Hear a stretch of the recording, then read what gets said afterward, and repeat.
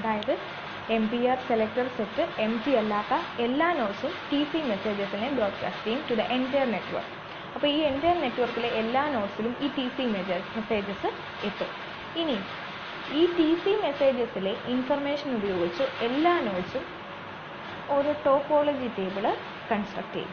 അതായത് TC messages കിട്ടും, അതിനകത്ത് സെലക്ടർ ഇൻഫർമേഷനൊക്കെ ഉണ്ടാവും, അല്ല MPR സെലക്ടർ ഇൻഫർമേഷൻ ഉണ്ടാവും ഓരോ നോഡിൻ്റെയും. അപ്പോൾ ആ കിട്ടുന്ന ഓരോ TC മെസ്സേജസും യൂസ് ചെയ്ത് എല്ലാ നോട്ട്സും സ്വന്തമായിട്ട് ഒരു ടോപ്പോളജി ടേബിൾ കൺസ്ട്രക്ട് ചെയ്യും. In which it records the information about the topology of the network obtained from the TC messages. ആ പാരഗ്രാഫിലെ ഫസ്റ്റ് സെൻറ്റൻസ് ആണ്. Each node of the network maintains a topology table in which it records the information about the topology of the network obtained from the TC messages.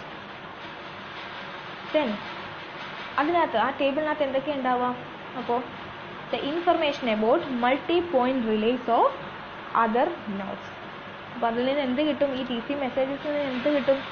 മറ്റ് നോട്ട്സിൻ്റെയൊക്കെ multi point റിലേസിനെ കുറിച്ചുള്ള വിവരങ്ങൾ കിട്ടും. അതൊക്കെ ഈ ടേബിളിനകത്തത് store ചെയ്ത് വെക്കും. ഓരോ നോട്ട്സും ഈ TC മെസ്സേജസ് കിട്ടുന്ന ഓരോ നോട്ട്സും സ്റ്റോർ ചെയ്ത് വെക്കും. Based on this information the routing table calculated. അതനുസരിച്ച് ഈ ഓരോ ടേബിൾസും അതിൻ്റെതായ റൂട്ടിംഗ് ടേബിൾസ് കാൽക്കുലേറ്റ് ചെയ്യും.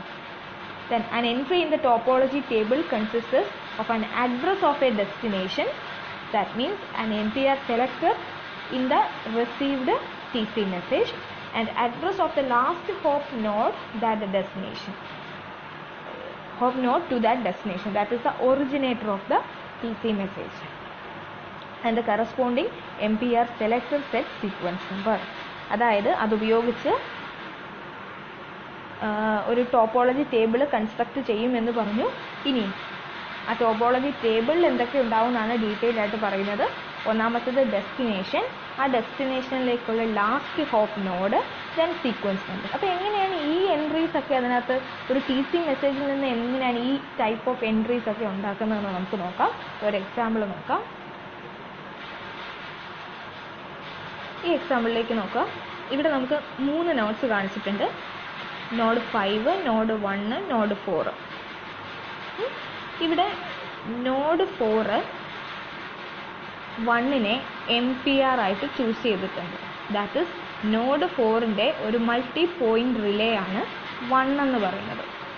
ഓക്കെ, അപ്പോൾ 1ൻ്റെ സെലക്ടർ സെറ്റിനകത്ത് ആരുണ്ടാവും? 4 ഉണ്ടാവും. 1ൻ്റെ സെലക്ടർ സെറ്റിനകത്ത് ആരൊക്കെ ഉണ്ടാവുക? 1നെ ആരൊക്കെയാണോ MPR ആയിട്ട് ചൂസ് ചെയ്തിട്ടുള്ളത് അവരുടെ പേരുകളായിരിക്കും ഉണ്ടാവുക. 1നെ 4 ഒരു MPR ആയിട്ട് ചൂസ് ചെയ്ത് വെച്ചിട്ടുണ്ട് അല്ലേ? അതായത് 4ൽ നിന്ന് എപ്പോൾ ഒരു മെസ്സേജ് 1ന് കിട്ടിയാലും 1 അത് റീട്രാൻസ്മിറ്റ് ചെയ്യാനുള്ള ഒരു ലൈസൻസ് ആണത്. അപ്പോൾ 1ൻ്റെ സെലക്ടർ സെറ്റിനകത്ത് 4ൻ്റെ പേരുണ്ടാവും. ഇനി ഈ സെലക്ടർ സെറ്റിനെ എൻറ്റയർ നെറ്റ്വർക്കിലേക്ക് ഡിഫ്യൂസ് ചെയ്യുന്നത് അല്ലെങ്കിൽ എൻറ്റയർ നെറ്റ്വർക്കിന് പറഞ്ഞു കൊടുക്കുന്നത് എങ്ങനെയാണ്? TC മെസ്സേജസ് സെൻഡ് ചെയ്തിട്ടാണ്. സോ നമ്മുടെ 1 ഒരു TC മെസ്സേജ് സെൻഡ് ചെയ്യാണ്. ഈ TC മെസ്സേജിനകത്ത് എന്തുണ്ടാവും? 4 ഉണ്ടാവും. നോഡ് 4ൻ്റെ അഡ്രസ്സ് ഉണ്ടാവും. കാരണം നോഡ് 4 എന്ന് പറയുന്നത് 1ൻ്റെ സെലക്ടർ സെറ്റിനകത്ത് വരുന്ന ആളാണ്. 1നെ സെലക്ട് ചെയ്ത ആളാണ്, സെലക്ടറാണ്. അപ്പോൾ TC മെസ്സേജിനകത്ത് 4 ഉണ്ടാവും. ദെൻ ഈ TC മെസ്സേജ് 5 റിസീവ് ചെയ്തു എന്ന് വിചാരിക്കുക. 5ന് ഈ TC മെസ്സേജ് കിട്ടി. 1 അയച്ച TC മെസ്സേജ് 5 നോഡ് 5ന് ലെഫ്റ്റ് സൈഡിലുള്ള നോഡ് 5ന് കിട്ടിയെന്ന് വിചാരിക്കുക. നോഡ് 5ന് കിട്ടുമ്പോൾ നോഡ് 5 എന്ത് ചെയ്യും? അത് വെച്ച് അതിൻ്റെ ടോപ്പോളജി ടേബിൾ കാൽക്കുലേറ്റ് ചെയ്യും. ഇനി ആ ടോപ്പോളജി ടേബിൾ എങ്ങനെയാണെന്നുള്ളതാണ് താഴെ പറയുന്നത്. ടോപ്പോളജി ടേബിളിനകത്ത് എൻട്രീസ് അവിടെ കൊടുത്തിട്ടുണ്ട്. ഒന്നാമത്തെ entry destination, then last hop, sequence number. അതായത് ഏതെങ്കിലും ഒരു ഡെസ്റ്റിനേഷൻ, ആ ഡെസ്റ്റിനേഷനിലേക്ക് എത്തുന്നതിനുള്ള ലാസ്റ്റ് ഹോപ്പ്, അതായത് ഡെസ്റ്റിനേഷനിൽ എത്തുന്നതിന് തൊട്ട് മുമ്പുള്ളതിനെയാണ് ലാസ്റ്റ് ഹോപ്പ് എന്ന് പറയും. ആ ഡെസ്റ്റിനേഷനിലേക്ക് എത്തുന്നതിന് തൊട്ട് മുമ്പുള്ള സ്റ്റോപ്പാണ് last hop. Then sequence number, information recent ആണോ അല്ലയോ എന്നറിയാനുള്ള ഒരു നമ്പർ.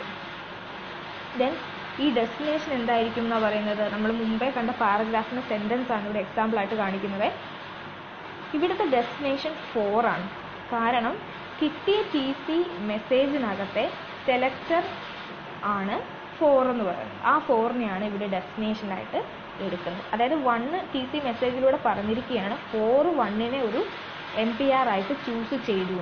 ദാറ്റ് മീൻസ് 1-ൽ നിന്ന് 4-ലേക്ക് ഒരു ബൈ ഡയറക്ഷണൽ ലിങ്ക് ഉണ്ട് എന്ന് മീനിങ് എന്നല്ലേ അതിനർത്ഥം. ദാറ്റ് മീൻസ് 4-ലേക്ക് ഒരു മെസ്സേജ്, ഒരു പാക്കറ്റ് സെൻഡ് ചെയ്യേണ്ടി വന്നാൽ അതിൻ്റെ ലാസ്റ്റ് ഹോപ്പ് എന്ന് പറയുന്നത് 1 ആയിരിക്കും. 1-ൽ നിന്ന് ഡയറക്റ്റ് 4-ലേക്ക് പാക്കറ്റ് ഫോർവേഡ് ചെയ്താൽ മതിയായിരിക്കും. അതായത് 4-ലേക്ക് ഒരു പാക്കറ്റ് അയക്കണമെങ്കിൽ ലാസ്റ്റ് സ്റ്റോപ്പ് എന്ന് പറയുന്നത്, അല്ലെങ്കിൽ തൊട്ട് മുമ്പത്തെ സ്റ്റോപ്പ് എന്ന് പറയുന്നത് 1 ആയിരിക്കും എന്നർത്ഥം.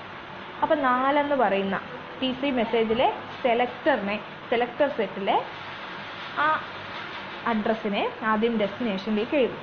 ദെൻ ലാസ്റ്റ് ഹോപ്പ് എത്രയായിരിക്കും?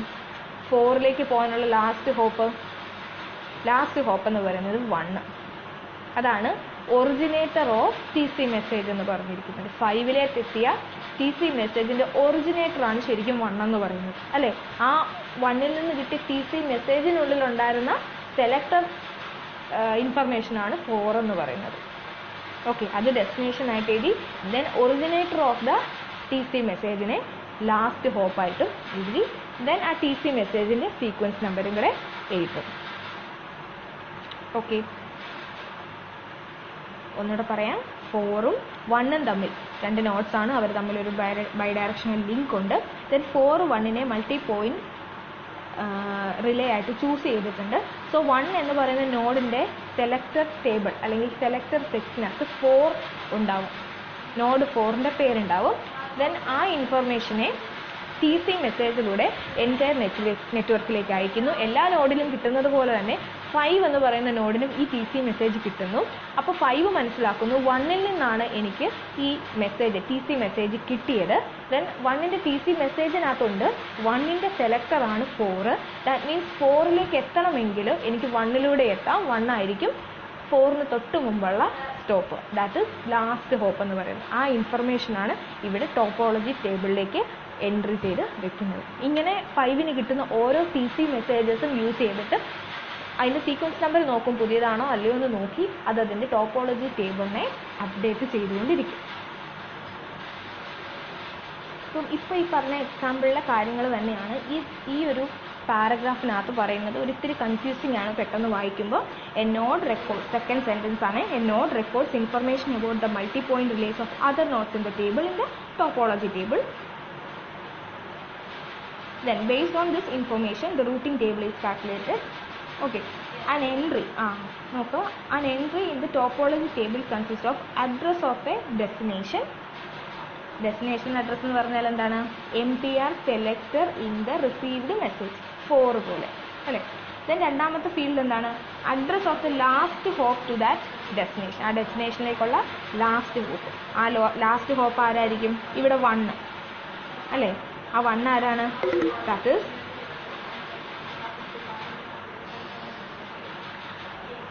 the originator of the TC message and the corresponding MTR selector set sequence number of the sender node. അതിൻ്റെ സീക്വൻസ് നമ്പറും കൂടെ. ഓക്കെ, ഇത്രയും കാര്യങ്ങളാണ് എൻട്രി ചെയ്യുന്നത്. It implies that the destination node can be reached in the last hop through this last hop node. Each topology entry has an associated holding time upon expiry of which it is no longer valid and hence removed. ഇതിനൊരു expiry time ഉണ്ട്. After this expiry ഈ ഒരു ഇൻഫർമേഷനെ പിന്നെ ആ ടേബിളിൽ hold ചെയ്യില്ല, അതിനെ remove ചെയ്യും. അപ്പോൾ ഇത്രയാണ്. ദെൻ MTR സെലക്ടർ സെറ്റിൻ്റെ സീക്വൻസ് നമ്പറാണ് നമ്മളിവിടെ ടോപ്പോളജി ടേബിളിനകത്ത് ആഡ് ചെയ്യുന്നത് കേട്ടോ. TC മെസ്സേജിൻ്റെ അല്ല, sequence number of the selector set.